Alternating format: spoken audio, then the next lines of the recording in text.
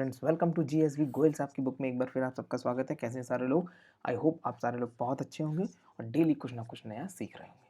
आइए अपने मोटो के साथ आगे बढ़ते हैं। प्रेम प्रधान है, always remember love is predominant. कुछ भी करें, कुछ भी पढ़ें या खाएं या किसी से बात करें, कुछ भी, तो हमेशा एक प्रेम उसमें ज़रूर रखें, है ना। किसी से हमेशा अच्छे से बात करें, अच्छे से पढ़ें, अच्छे से खाएं, सब कुछ करें और देखना इससे फिर आपकी लाइफ में कितना ज़्यादा बदलाव आएगा। ठीक है, इसी के साथ आगे बढ़ते हैं। तो आज के कुछ टॉप टॉपिक देख लेते हैं। May 7, Vesak, the day of full moon. IMD include PoK and Gilgit Baltistan. क्या हुआ, किस में इंक्लूड किया है, क्या हुआ, आगे देखते हैं।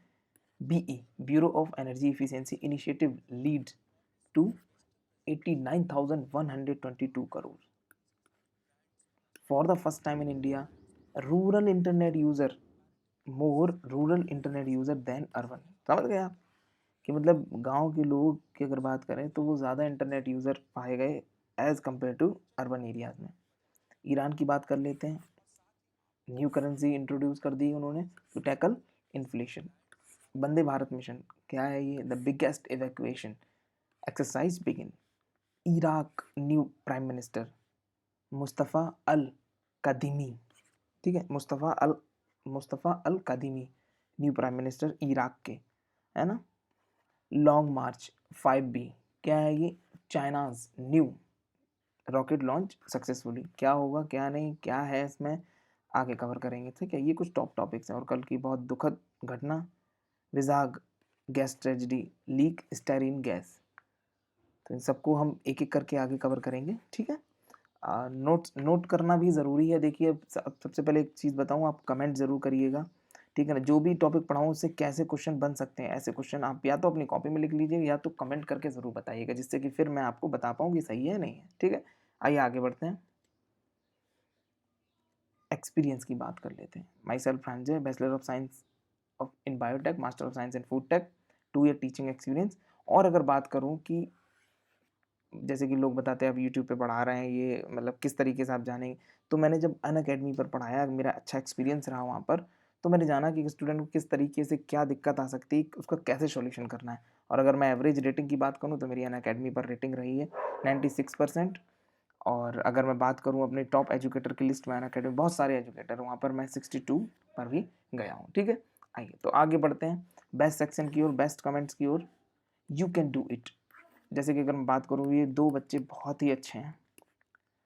यू कैन डू इट, मुझे आपका नाम नहीं पता है, चेताक्षी Dave.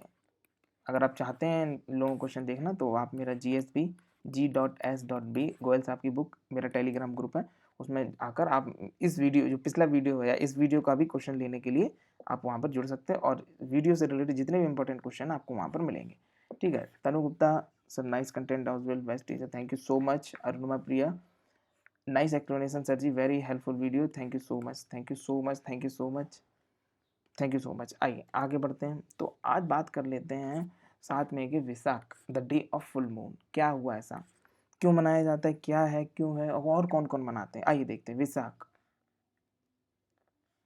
The day of full moon is the most sacred, बहुत पवित्र दिन है। जो बुद्धिस्ट हैं ऑल ओवर वर्ल्ड में, उन सब के लिए ये दिन सबसे ज़्यादा पवित्र है। ठीक है ना। On this day the Lord Gautam Buddha attain enlightenment, मतलब इस दिन उनको ज्ञान की प्राप्ति हुई थी। The day is commemorated by the United nation every year, मतलब ये दिन यूनाइटेड नेशंस भी इस दिन को सेलिब्रेट करता है। ठीक है, हर साल। Please noted the day if began celebrated by United Nation since 2000, the resolution to celebrate the day was passed in 1999, मतलब 1990 1999 में पास हुआ था कि जो आपका ये विसाख है, फुल मून डे है, इसको सेलिब्रेट करना है, किस तरीके से करना है, क्या नहीं, कब हुआ था पास, 1999 में। ठीक है, और सबसे पहला कब मनाया गया था, स्टार्ट हो गया था मतलब सेलिब्रेट करना सन 2000 में। ठीक है, सिंस 2004 की बात कर लें, international Vesak summit is being organised, याद रखना, in 2019 it was held in Vietnam. So for the summit has led 11 time in Thailand, held 11 time in Thailand, मतलब 11 बार थाईलैंड में हो चुकी और 3 बार आपकी वियतनाम में, एंड 1 टाइम इन श्रीलंका। ठीक है, इनको डेटा को याद रखेंगे। हिस्ट्री की बात कर लेते हैं, क्या है इसके पीछे, क्या कारण है।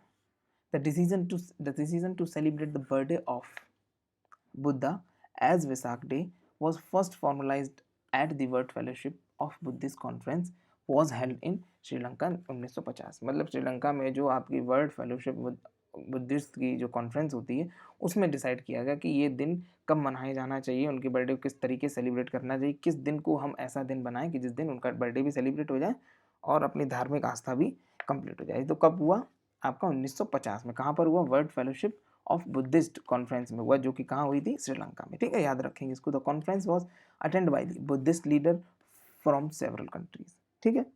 Buddhism originated in India. From India it was actively disseminated in Tibet. ठीक है ना। कब गई वहां पर? तिब्बत में, मतलब एक तरीके तिब्बत के लोगों ने ज्यादा इसे फॉलो किया 6th to 9th century CE Julian calendar के हिसाब से। ठीक है। Between 14th to 16th century Buddhism was patronised by the Qing dynasty and Ming dynasty. मतलब समझ गए, इन लोगों के द्वारा उसकी रक्षा की गई। ठीक है ना, कि उस जो लोग मान रहे हैं उनका पूरा ध्यान रखना है ना, कहीं उन्हें कोई दूसरा तो नहीं धर्म में कन्वर्ट कर रहा, कहीं उनके लिए कोई मतलब कोई हानि तो नहीं खड़ी कर रहा। तो एक तरीके से इन दो डायनेस्टीज ने इनकी क्या करी, एक तरीके से पूरा बुद्धिज्म की मदद करी और उसे फैलाने, प्रचार प्रसार करने में। ठीक है। इन तिब्बत की बात कर लेते हैं अगर। Dalai Lama is the title. Dalai Lama एक टाइटल है, याद रखना। मतलब बहुत पहले मैं सोचता था कि दलाई लामा एक नाम है या कोई चीज़ है, मतलब ये आदमी है, इनका नाम दलाई लामा और किसी का नहीं हो सकता, ऐसा नहीं है। In Tibet Dalai Lama is a title given to the spiritual leader. जो उनका स्पिरिचुअल लीडर होता है उसको क्या बोलते हैं? ये दलाई लामा है। ठीक है। Currently Tenzin Gyatso is a Dalai Lama. ठीक है। करंटली अगर अभी की बात करें तो Tenzin Gyatso is the Dalai Lama. अच्छा है, क्वेश्चन नोट कर लो। Of the Tibetan Buddhist and he live in India as a refugee. और वो अभी इंडिया में ही रह रहे हैं एज ए रिफ्यूजी, मतलब है तिब्बत के, वो इंडिया में रह रहे हैं। The fifth Dalai Lama unite the state of Tibet. मतलब जो फिफ्थ दलाई लामा है उन्होंने क्या पूरा एकत्रित किया तिब्बत को। ठीक है ना। जो लोग इधर उधर गए थे, कई सारे रिफ्यूजीज थे, जो भी था, उनको कहने की बात क्या है? The fifth Dalai Lama unite the state of Tibet. ठीक है। IMD include POK and Gilgit Baltistan.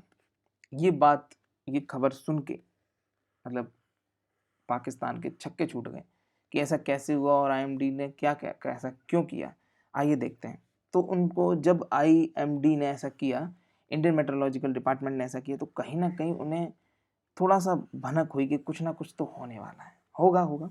चलिए इसको कवर करते हैं। पहले क्या है? The Indian meteorological department began to include Jammu and Kashmir, Gilgit Baltistan, Ladakh, Muzaffarabad into its meteorological sub division of Jammu Kashmir. ठीक है।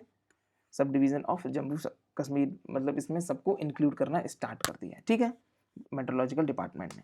Please notice the change has reflect in the daily forecast of north West Indian. मतलब फोरकास्ट के लिए कि कहाँ कैसा वातावरण है, कैसा क्या है क्या नहीं, उसके लिए इनको लिस्ट में इंक्लूड किया as a sub division of Jammu Kashmir. The weather forecast will give a entire sub division of Jammu and Kashmir and do not specific area. मतलब समझ गए, कोई स्पेसिफिक एरिया का नहीं देता कि हाँ इतने स्पेसिफिक एरिया में ये होगा, पूरा एंटायर जम्मू कश्मीर का ही, मतलब समझ गए, पूरा एक डेटा बताता है। ठीक है।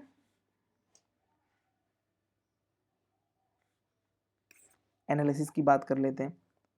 The change reflect the change status of Ladakh. ठीक है।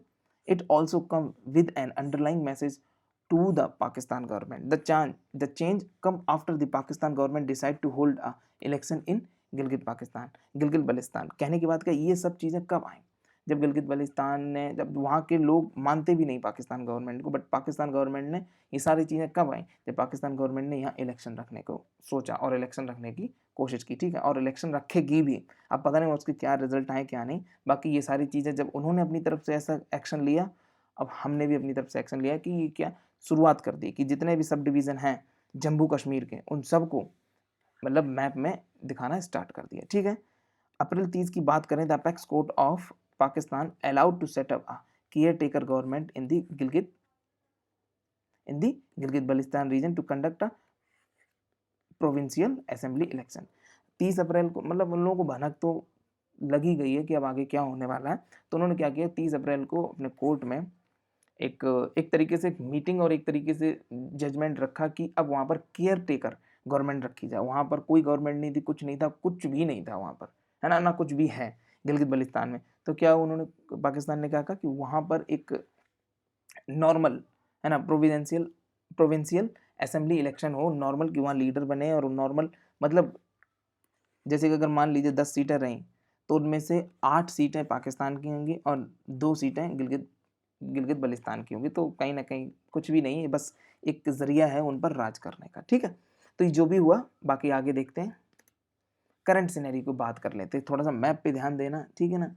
ये है गिलगित, ये इस्लामाबाद, ये पूरा, ठीक है ना। ये जो इंडियन मेट्रोलॉजिकल ने कहाँ तक बताया आपका, ये यहाँ तक, ठीक है, थोड़ा ध्यान देना।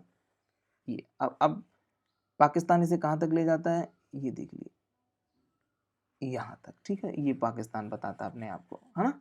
आइए अब पूरा कवर कर लेते हैं। 2009 से बात कर लेते हैं। 2009 the then Pakistan president Asif Ali Zardari aim to empower the people of Gilgit Baltistan region, मतलब उन्होंने ऐसा सोचा था कि गिलगित बल्तिस्तान के लोगों पर हम कब्जा जमाएंगे। Hence he passed a self government order for the reason.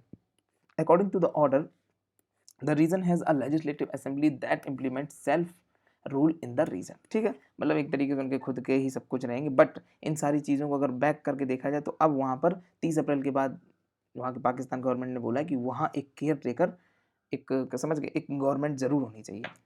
The population of Gilgit Baltistan region want to integrate with Pakistan. ठीक है, however Pakistan government claimed that integrating Gilgit Baltistan would jeopardize the demand of country for the whole Kashmir. अब कहने की बात क्या है कि वो लोग, कहने की बात क्या है कि वो सोच रहे हैं कि पूरे कश्मीर पर जिस तरीके से उन्होंने गिलगित बल्तिस्तान पे कब्जा किया है, तो वो क्या सोच रहे हैं कि वो अपनी मनगढ़ंत बातों की अगर बात करें तो उनकी मनगढ़ंत बात क्या है कि उन डिमांड क्या है कि होल कश्मीर को लेने की। बट ऐसा होने वाला नहीं है ना। अब तो ऐसा बिल्कुल नहीं हो सकता। जितना सब कुछ था गवर्नमेंट ने सब कुछ चेंज कर दिया, धारा 370 सब कुछ, जो भी चीज़ें थी 37A जो भी था, वहाँ के सारे आर्टिकल्स हटा के, और अब कश्मीर पहले भारत का हिस्सा था, आज भी और आगे भी रहेगा। ठीक है, तो ये सारी चीज़ें हटा के फिर भी आज भी पाकिस्तान वहाँ क्या सोच रहा है कि आने वाले टाइम में demand of the country for whole Kashmir, मतलब क्या है उनकी डिमांड कि अभी गिलगित बल्तिस्तान पे तो कब्जा कर नहीं पाया, अब वो सोच रहे हैं कि उनका कश्मीर भी उनका हो जाए। ठीक है ना, तो करंट सिनेरियो है कि क्या उनकी ख्वाहिश है, क्या वो करना चाहते हैं। लेजिस्लेशन की बात करें, the province Gilgit Baltistan is govern by the unicameral legislator. इसका लेजिस्लेचर मतलब क्या है इसका, with a legislative assembly the chief minister represent the people at the assembly the region also has a government. कहने की बात क्या कि अगर वहाँ की गवर्नर की बात करें तो वहाँ पर गवर्नर भी है। चीफ मिनिस्टर की बात करें, चीफ मिनिस्टर वहाँ के लोगों का जो भी प्रॉब्लम रहती है उसको असेंबली में पेश करता है। ठीक है, ये सारी कुछ चीज़ें हैं। मतलब गिलगित बल्तिस्तान बहुत ज़्यादा परेशान है क्योंकि वहाँ पर अगर बात करें मेडिकल फैसिलिटी, स्कूल फैसिलिटी कुछ भी नहीं है, सिर्फ अत्याचार और सिर्फ अत्याचार, सिर्फ अत्याचार। ठीक है ना, तो ये कुछ चीज़ें थी, ज़रूरी थी आपको बताना। करंट सिनेरियो ले लें चाहें कि वहाँ पर किसने शुरुआत की, आसिफ अली जरदारी ने, कि गिलगित बल्तिस्तान में हम अपना कब्जा करें इस तरीके से। उसके बाद आगे क्या हुआ कि जब कोशिश की उन्होंने, अभी एक तरीके से गिलगित बल्तिस्तान पाकिस्तान का ही हिस्सा है, अभी उन्होंने कब्जा किया है, पीओके में है। बट अगर बात करी जाए तो पाकिस्तान की और क्या डिमांड है आगे, उनकी डिमांड ये है कि वो कश्मीर को भी अपना पूरा हिस्सा बनाना चाहते हैं। ठीक है, समझ में आया सारी चीजें। आइए आगे बढ़ते हैं। BEE initiative, bureau of energy efficiency initiative leads to 89,122 crore. 6 मई की अगर बात करें, the ministry of new and renewable energy release Rajkumar Singh minister impact of energy efficiency measure 2018-2019 according to the report energy initiative of BEE have helped to save कितना, अगर बात करें data के हिसाब से तो 89,122 करोड़ सेव किया। कैसे, थोड़ा सा रिपोर्ट पे ध्यान देंगे।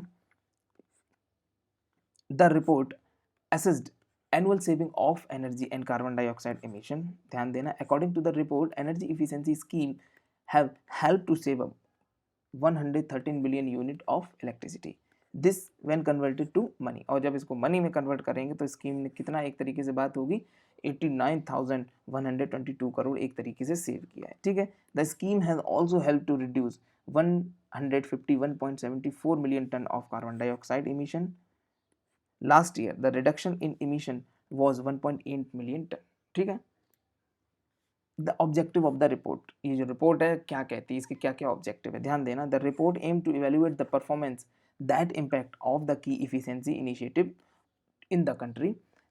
2018 और 2019 की बात करें, the study the report identified the following program as the key energy efficiency, मतलब कि अब ये कुछ रिपोर्ट बताती हैं कि क्या वो ऐसी ऐसी मतलब प्रोग्राम थे जिनकी वजह से एनर्जी इफिशिएंसी, मतलब एनर्जी एक तरीके से बात करें तो सेव हुई, एनर्जी सेव हुई तो कहीं ना कहीं रुपए भी सेव हुआ। तो कौन कौन से ऐसे प्रोग्राम थे?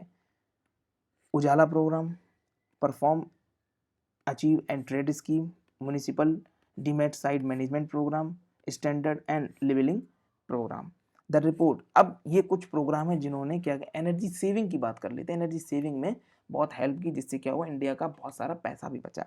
द रिपोर्ट, अब ये next line, the report also highlighted India's pledge at the conference of Paris. ठीक है, COP21 में क्या हुआ क्या नहीं, वो देख लेते हैं इंडिया ने क्या प्लेज लिया क्या नहीं। India at COP21 has pledged that energy intensity to its economy will reduce by 33% to 35% as compared to 2005.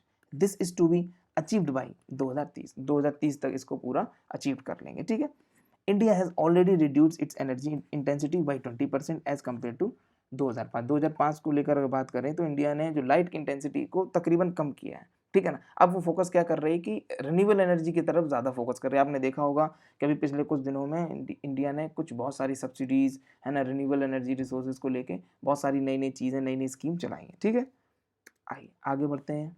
ये नई चीज़, नई खबर है, आपको पिक देखकर कहीं ना कहीं थोड़ा सा अच्छा लग रहा होगा। आपको डेटा बताता हूँ। For the first time in India more rural internet user than urban, मतलब समझ गए, अर्बन एरिया से ज़्यादा यूज़र इंटरनेट के रूरल एरियाज़ में। कैसे हुआ क्या हुआ, पूरी रिपोर्ट पर ध्यान देंगे। The internet and mobile association of India, the internet and mobile association of India recently release a report according to which active internet user in rural India have increased by 10%, 10% बढ़े as compared to the rural India.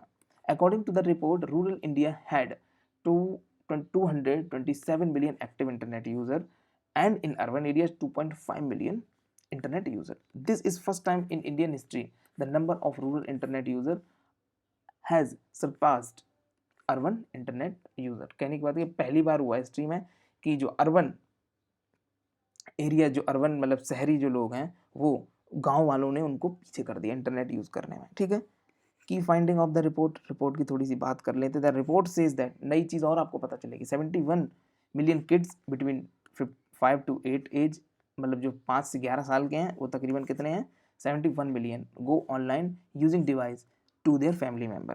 ठीक है, India has also become the second largest internet user after China.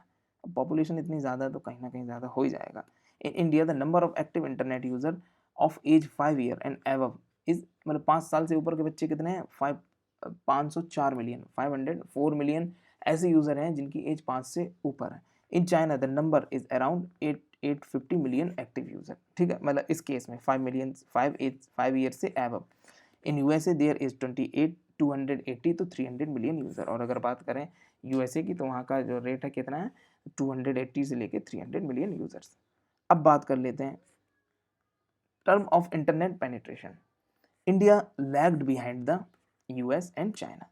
It was 40% in India as compared to 61% China and 88% in internet at 88% in USA। ठीक है, internet penetration is a percentage of total population of the country that use the internet. समझ गए, अगर बात करें कि total कितना internet कितना यूज करते तो सबसे ज़्यादा यूएसए 88%, सबसे ज़्यादा फिर चाइना, और फिर अगर बात करें तो India.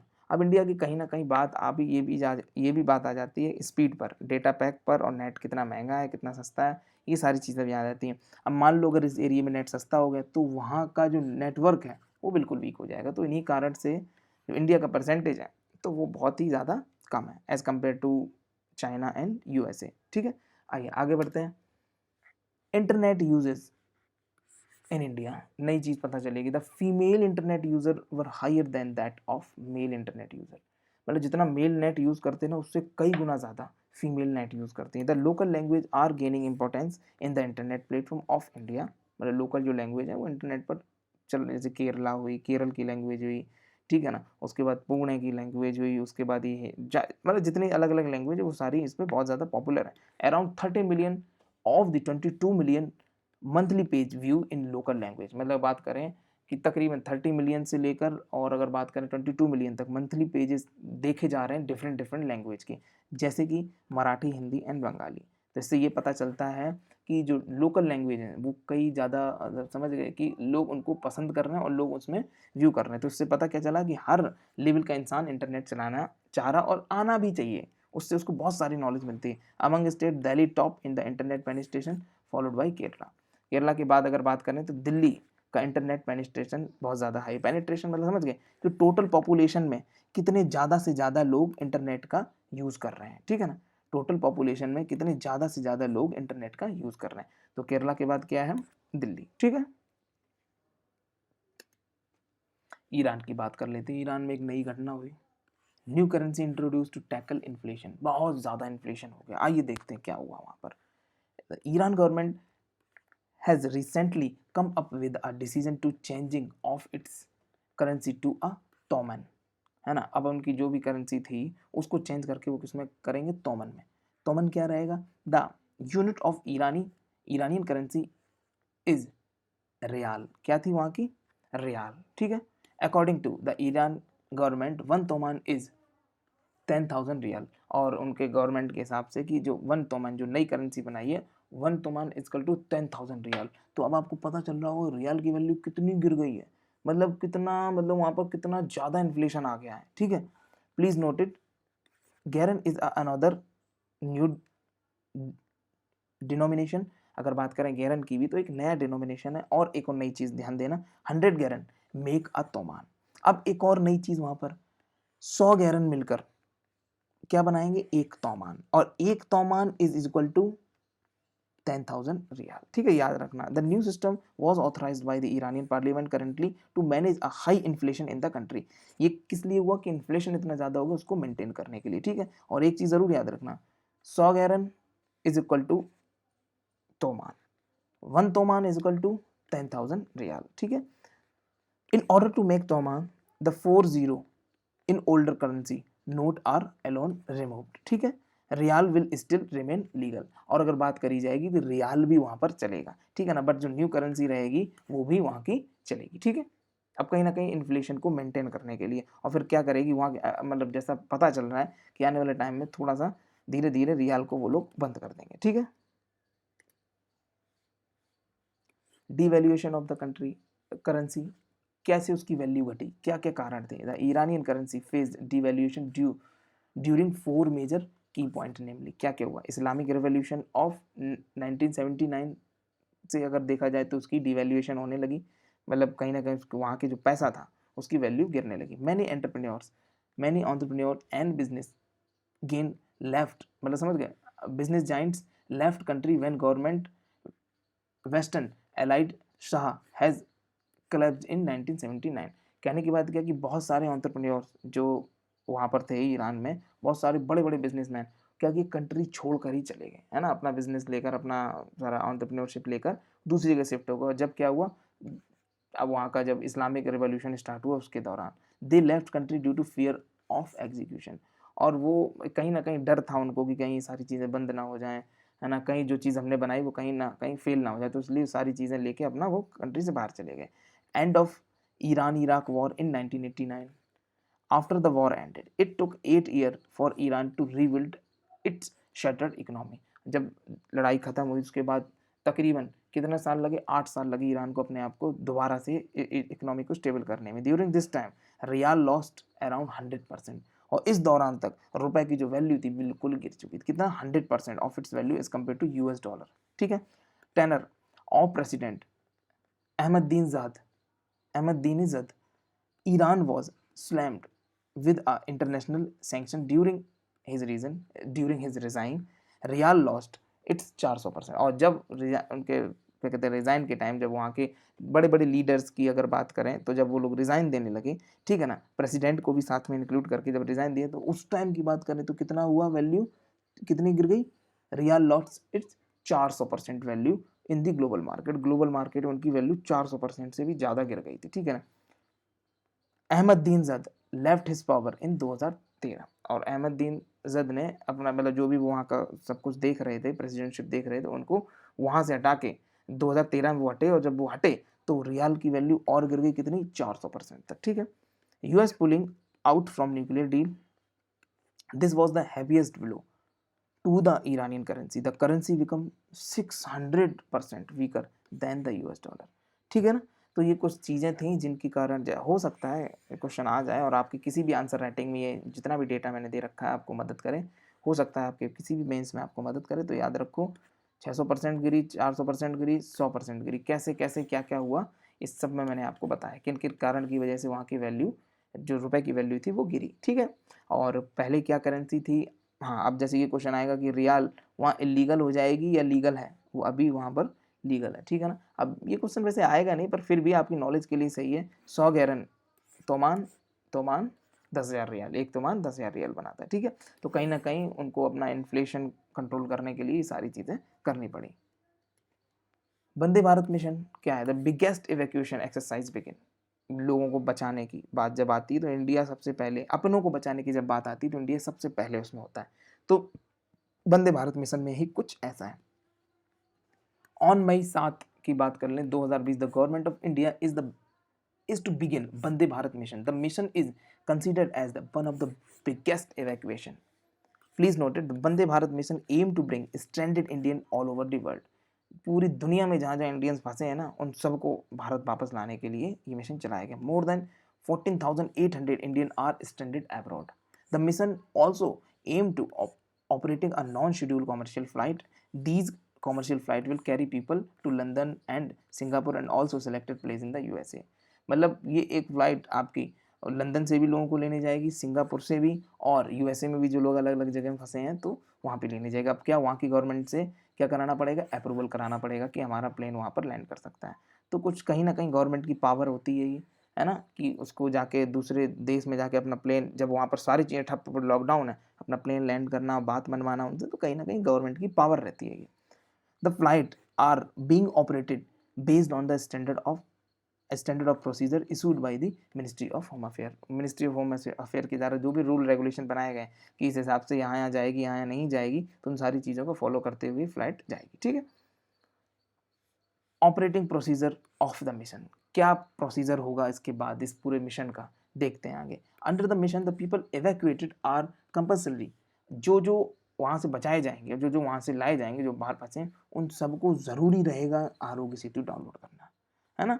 After returning to India these people are to kept under quarantine for 14 days, और जब इंडिया वापस आ जाएंगे तो इन लोगों को क्वारंटीन किया जाएगा 14 दिन के लिए। ठीक है, during the evacuation people facing a medical emergency, pregnant women, student, elderly people and being priority, मतलब इन सारे लोगों को प्रायोरिटी दी जाएगी। ठीक है, evacuation time also the mission is to conduct a medical screening before the flight, flight से पहले जैसे कि नहीं टेम्परेचर वगैरह चेक करना, मेडिकल स्क्रीनिंग की जाएगी। Among them only asymptomatic patient are alone allowed to be board the flight. कहने की बात क्या है कि जो सिर्फ एसिम्टोमेटिक होंगे उनको ही बोर्ड करने दिया जाएगा। ठीक है, फ्लाइट पर।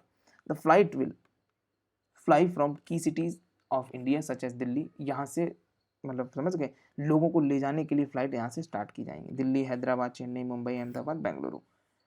हिस्ट्री की बात कर लेते हैं। अब आपको एक मूवी का सीन याद दिलाऊंगा, ध्यान देना, अगर आपने देखी होगी तो आपको पता चलेगा। The entire Vande Bharat mission is to be lead by, कहने की बात किसके द्वारा लीड किया जा रहा है?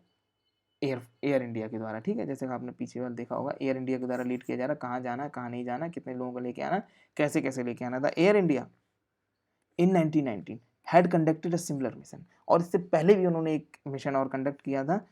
During the mission around 1,11,711 Indian were airlifted from gulf after Iraq invade Kuwait. समझ गए, जब इराक कुवैत में मतलब घुस गए थे, जब लड़ाई हो रही थी उन लोगों के बीच में, जो वहाँ इतने सारे इंडियंस फंसे थे, उनको लेकर आना। और आपने मूवी देखी होगी एयरलिफ्ट, आपको पता लगा होगा कि कितना एयर इंडिया ने कितना किया था लोगों के लिए। अगर 1919 की बात करें तो 1,11,711 लोगों को बचा के लाई थी। ठीक है ना।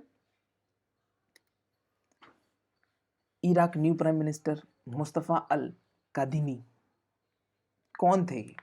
है ना, ज़रूरी बात ये है जानना, और कब बने क्या नहीं ये सब पता करते हैं। Mustafa al कादिमी was chosen as the first Iraq prime minister after the अदल अदल अब्दुल मेहदी अदल अब्दुल मेहदी रिजाइंड इन नवंबर 2019। और कब इन्होंने रिजाइन किया? 2019 नवंबर में। ठीक है, किसके बाद बने ये?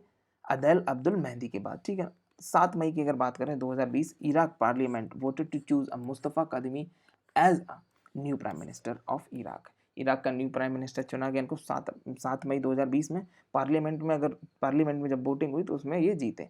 अब अगर इनकी थोड़ी सी बैकग्राउंड की बात कर लें, इनका थोड़ा सा जान लेते हैं क्या है, ज़रूरी चीज़ नोट करना। इन नवंबर 2019 अदल Adil Abdul Adil Abdul Mahdi resign due to massive anti governmental protest.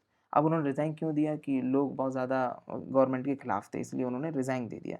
Since then it is Mustafa who has become the proper Iraq prime minister. उसके बाद अगर बात करी जाए तो मुस्तफ़ा को लोग क्या देख रहे थे कि ये प्रॉपर इराक का प्राइम मिनिस्टर बनने के काबिल है। क्यों ऐसा हुआ आगे देखेंगे कि क्यों लोगों को लगा कि ये काबिल है। Along with Kadhimi, 15 cabinet ministers also approved by the parliament and 5 were rejected।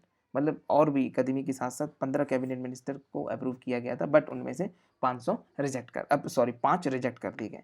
The season of voting war attended by 250 parliament members. However the Kurdish politician boycott the voting. और जो वहाँ के कुर्दिश पॉलिटिशियन हैं जिनका relation उनका अदल Abdul Mehdi से था, और उनका ये मानना था कि ये सीट मुस्तफ़ा कदमी को ना मिलकर उनके किसी मेंबर को मिले, इसलिए क्या है कुर्दिश पॉलिटिशियन बायकॉट किया इस वोटिंग प्रोसीजर को, claiming Kadhimi does not understand challenge face by the Kurds. मतलब समझ गए क्या है कहने की बात? क्या है कि ये उन लोगों को ये मानना था कि ये जो बनाए गए हैं कदमी, इनका मतलब इनका कोई, पहली बात तो इनका कोई पॉलिटिकल बैकग्राउंड नहीं था, इसलिए उनको ये लगा कि ये वहाँ की राजनीति समझने के बिल्कुल काबिल नहीं है। The season was also boycott by the parliament from oil rich cities।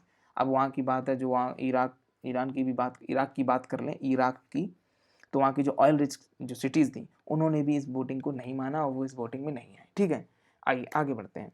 अल कदीमी के बारे में बात करें, क्यों इनका मतलब इतना लोग इनको बॉयकॉट कर रहे हैं, क्यों? पर फिर भी आज की अगर बात करें तो आज ये वहाँ के प्राइम मिनिस्टर हैं। Al Kadhimi does not belong to any political party. सबसे बड़ी बात कि किसी पॉलिटिकल पार्टी से बिलोंग नहीं करते हैं। He was a former intelligent chief. ये मतलब वहाँ की एक तरीके की बात कर लें, फॉर्मर इंटेलिजेंस चीफ रहे हैं। Was nominated for the post of PM in April. और नॉमिनेट कर दिए गए थे कब? पीएम की पोस्ट के लिए अप्रैल में। He was nominated by the president of Iraq Barham सलीह, है ना, बरहम सलीह के द्वारा एक तरीके उनको नॉमिनेट किया गया था। ठीक है ना, और फिर वोटिंग हुई तो बहुत सारे लोगों ने वोट दिया और ये जीत गए। He was vocal opponent of Saddam Hussein, जरूरी चीज, ठीक है ना। He left Iraq in 1985, settle in the UK, living for exile for several year. थोड़े दिनों के लिए वहां पर चले गए थे। ठीक है, अब खतरा इतना मंडरा रहा था सद्दाम हुसैन की वजह से, तो इसलिए कदमी was an editor and a columnist of the Iraq Pulse and all monitors. Al-Kadhimi has been appointed the PM based on a constitution that was framed in 2005। 2005 के हिसाब से जो उनका कॉन्स्टिट्यूशन था उसके हिसाब से इनको अपॉइंट कर लिया गया है एज ए पीएम। ठीक है, कॉन्स्टिट्यूशन ऑफ इराक के कॉन्स्टिट्यूशन की थोड़ी सी बात कर लेते, क्या है क्या नहीं। खैर इतना ज़्यादा कुछ नहीं है, देखते हैं। पहली बार लोग उसे मानते ही नहीं है। The constitution of Iraq come into force in 1925।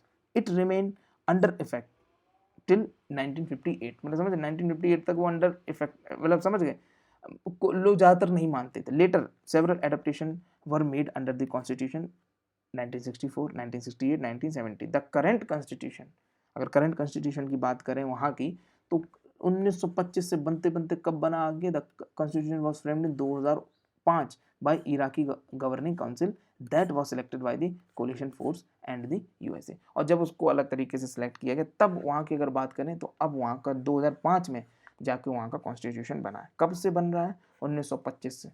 ठीक है, लॉन्ग मार्च 5B क्या है? चाइना's new rocket launch successful. China had launched a new rocket and deep space spacecraft to operate a permanent space station and also to send astronauts to the moon।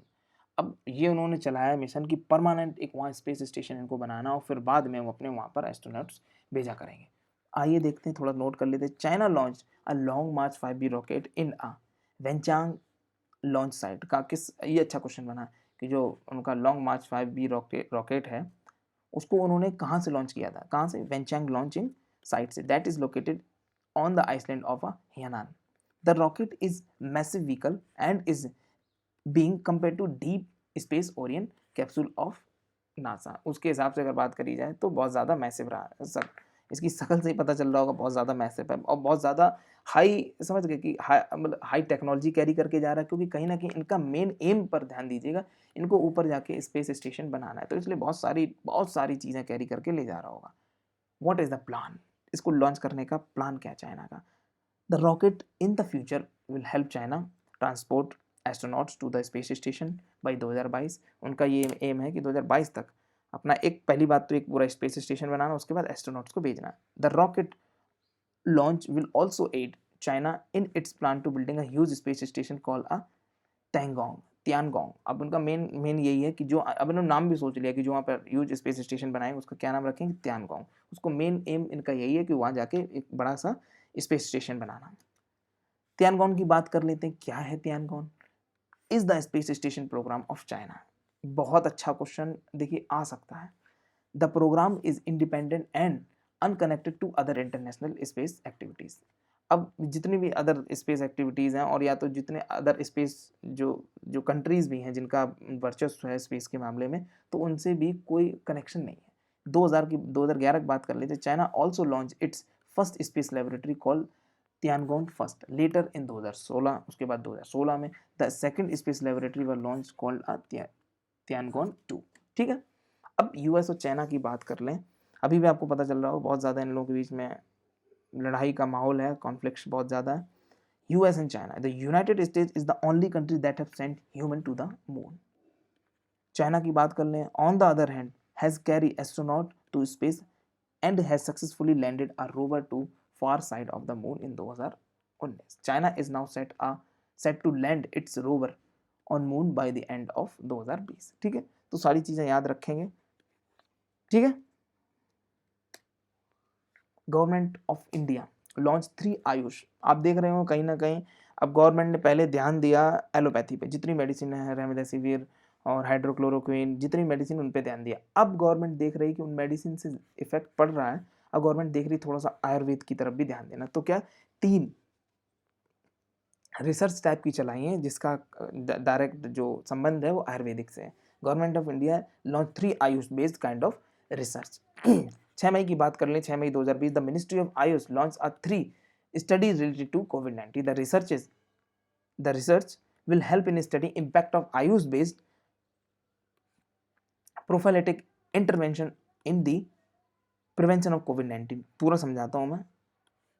Prevent, देखो कहने की बात क्या है, जो 3 जो गवर्नमेंट ने ये लॉन्च की है स्कीम, तो इसमें ये देखना है, स्टडी कंडक्ट कर रही है इसमें कि जो आयुष बेस्ड जितनी भी मेडिसिन हैं, जो भी वगैरह वगैरह चीज़ें आयुर्वेदिक से रिलेटेड आयुष बेस्ड हैं, तो उनका बीमारी पर क्या असर पड़ रहा है। यहाँ जो शब्द है prophylactic means intent to prevent disease, मतलब कितनी कारगर साबित हो रही है कोविड-19 से लड़ने में।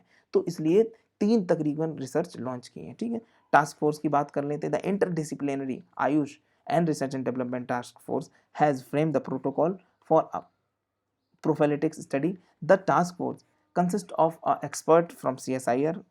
कुछ भी होगा ना, रिसर्च की बात होगी तो CSIR कभी पीछे नहीं हटेगा।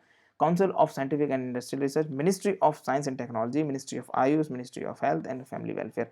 ये लोग इतना मिलके ये जो 3 रिसर्च रखेंगे उसमें हेल्प करेंगे। आयुष ध्यान देना, ठीक है, ये सारी चीज़ें होम्योपैथिक, आयुर्वेदा, योगा, यूनानी, सिद्धा, ये कुछ तरीके मेडिसिन, इनसे पूरा मिलके आपका आयुष मंत्रालय बना है। अब इसमें होगा क्या क्या, हाइलाइट्स ऑफ द स्टडी, जो 3 रिसर्च चलाएंगे उनके बारे में भी आपको बताऊंगा। आयुर्वेदिक इंटरवेंशन, ठीक है ना, the research will study ashwagandha and its prophylaxis against the कोविड-19। अश्वगंधा का कोविड-19 के खिलाफ क्या रोल रहा है ना, किस तरीके से, क्या वो हाइड्रोक्लोरोक्विन से ज़्यादा इफेक्टिव है ना। It will compare ashwagandha with hydrochloroquine. Hydrochloroquine से अश्वगंधा इसमें पिस रहा है। ठीक है, अश्वगंधा एक बहुत ही जड़ी बूटी है जो बहुत ज़्यादा इम्यूनिटी को स्ट्रॉन्ग करती है। ठीक है ना, माइंड को रिलैक्स देती है, इम्यूनिटी स्ट्रॉन्ग करती है। तो बात की जाएगी यहाँ पर, इस रिसर्च से पता चलेगा कि क्या अश्वगंधा इफेक्टिव है कि हाइड्रोक्लोरोक्विन इफेक्टिव है। ठीक, पॉपुलेशन बेस्ड रिसर्च, नई तरीके की ये रिसर्च की जाएगी। The research will find solution to improve quality life of the people in high risk area. This research is to be carried out through a 4 research council that will set up under the Ministry of Ayush. The National Institute spread all over the state will help to making assignment.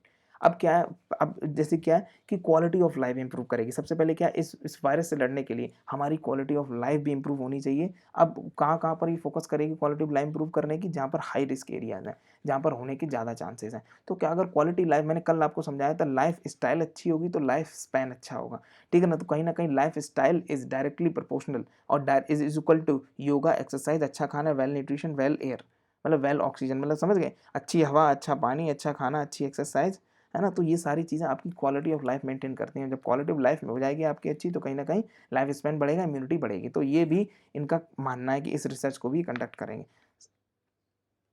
Sanjeevani application इन्होंने launch किया, ये देखिए संजीवनी application होगा क्या इसमें। The Sanjeevani application developed by ministry of AYUSH will help to generate data around 5 million people. कितना, 5 million people का data पूरा इसमें रखा जाएगा। The data will help in learning the except of the people using AYUSH as cure of कोविड-19। अब इसमें क्या, इसमें जितना भी आयुष से रिलेटेड क्या है कि मान लो उनको इस दवा के बारे में पता करना है, ठीक है, ये दवा उनको कितनी ज़्यादा इफेक्टिव हुई, कितनी का चीज़ हुई, ठीक है ना। अब क्या हुआ, आयुष ने जो जो मेडिसिन बनाई है, अगर मैं चाहता हूँ कि आयुष के साथ कोलैबोरेट करना, मैं चाहता हूँ आयुष को एक ऑर्डर प्लेस करना कि हाँ आयुष, मुझे आपके साथ बिजनेस करना है, आपकी मुझे मेडिसिन चाहिए, ये चीज़ें चाहिए, ये चाहिए, ये चाहिए, तो इन सारी चीज़ों में भी आयुष कहीं ना कहीं मदद करेगा, ठीक है। विजाग बहुत ही बुरा हुआ कल की, अगर मैं न्यूज़ बताऊं, मतलब ऊपर वाला क्या चाह रहा है, कोविड-19 चल रहा है, उसके साथ साथ साथ इतने गैस लीक हो गई। विजाग गैस ट्रेजेडी की बात कर लेते हैं, जहाँ स्टायरिन गैस रिलीज हुई है। देखिए जिक्र हुआ है तो जिक्र जरूर होगा, नोट कर लेना कौन सी गैस रिलीज हुई है, styrene gas. Styrene gas leak from the LG polymer plant. LG polymer plant से ये गैस रिलीज हुई in Visakhapatnam. The tragedy claim to 8 life. उनका मानना ये है कि 8 जाने गई हैं, बट मेरे हिसाब से तकरीबन 20 से 30 लोग एक्सपायर हुए हैं। What is styrene gas? Styrene gas क्या है? Styrene is a chemical compound identified as a neurotoxin. इसको न्यूरोटॉक्सिन के नाम से, मतलब इस ये न्यूरोटॉक्सिन है कि डायरेक्ट आपकी नर्वस सिस्टम को बिल्कुल, मतलब ऐसा कर देगा कि आपके ना हाथ पैर हिलेंगे, बस आप ऐसे ही पड़े रहेंगे, ठीक है। It is also known as vinyl benzene, ethyl benzene, phenyl benzene, ठीक है ना। Styrene gas is colourless and odourless. Styrene benzene जो आपकी स्टायरिन जो गैस है वो आपकी कलरलेस है, कुछ कोई कलर नहीं है, और स्मेल के नाम में उसमें कोई स्मेल नहीं है, ठीक है ना। The gas is spread in air very quickly. Styrene gas is generally used in making fan cup. आपने प्लास्टिक के फैन वगैरह देखे, उनके जो कप आगे रहते हैं उनको बनाने में हेल्प करता है। फैन ब्लेड्स, आपने जो पैडस्टल देखे होंगे, जो ये वाले पंखे होते हैं जैसे कि ये, है ना, तो उसके जो फैन के जो ब्लेड होते हैं उनको बनाने में भी मदद करता है। कैटलरी कप वगैरह ब्लेड बनाने में भी ये मदद करती है। It will also use to making containers where cosmetic product are store, ठीक है। Health impact. Styrene gas affect respiratory system. It cause chest congestion, gasping, air hunger and weeping. मतलब समझ गए, लोगों को सांस नहीं आती है, चेस्ट में बहुत ज़्यादा प्रॉब्लम होने लगती है, ये लगता है कि अरे हम सांस कहाँ से लें। It slowly paralyse and lung muscle cause completely respiratory paralysis. इसके बाद क्या होता है कि पूरा रेस्पिरेटरी सिस्टम है वो पैरालाइज हो जाता है। This lead to death due to oxygen deprivation. अब क्या होता है कि ऑक्सीजन उनके लंग्स में अंदर आ ही नहीं पाती, इस वजह से क्या होता है कि डेथ हो जाती है। Death occur within 10 minute containing exposure to concentrated styrene gas. मतलब अगर कंसनट्रेटेड स्टायरिन गैस के आसपास अगर कोई है तो विद इन 10 मिनट के अंदर उसकी डेथ हो जाएगी। The tragedy, the styrene gas leak from the south Korean electronic giant LG has claimed live at least 11 people and affect more than 1,000 resident. उनका कहना क्या है, एलजी बेस्ड ये कंपनी है कोरियन। तो इन, अब उन्होंने क्या क्लेम किया है, उन्होंने ऐसा क्लेम किया, बाकी मीडिया कुछ और क्लेम करती है, लोग कुछ और क्लेम करते हैं। मेरे हिसाब से वहाँ तकरीबन 20 से ज़्यादा लोगों की मौत हुई है और अफेक्ट बहुत ज़्यादा लोग हुए हैं। The plant was allocated 15 kilometre from the coastal city of Vizag. Vizag से 15 किलोमीटर दूर है। अब सोचो 15 किलोमीटर जब दूर है तो सोचो इतना ज़्यादा इफेक्ट किया, अगर कहीं ना कहीं अगर ये सिटी में होती। अब आपको पता चला क्यों कोई बड़े बड़े प्लांट जो होते हैं फैक्ट्री शहर से बाहर की जाती हैं। The change in the temperature inside the storage tank result in a leak. अब स्टोरेज टैंक का क्या होता है कि टेम्परेचर मेंटेन करना पड़ता है हर बार, तो टेम्परेचर चेंज हुआ तो इसलिए क्या हुआ, प्रेशर में कुछ कन्वर्जन हुआ और जाके लीक होने लगी, ठीक है ना। ये कुछ ऐसे टैंक, ये कुछ ऐसी फैक्ट्रियां हैं जिनको हर मिनट, समझ गए, निगरानी में रखना चाहिए। Around 5 village are affected due to leak. अब बात करें इसके लीक के कारण तकरीबन 5 विलेज हैं उनको दिक्कत हुई। ठीक है, thank you so much for watching this video. Don't forget to like comment and share. Yes, don't forget to smile after the video.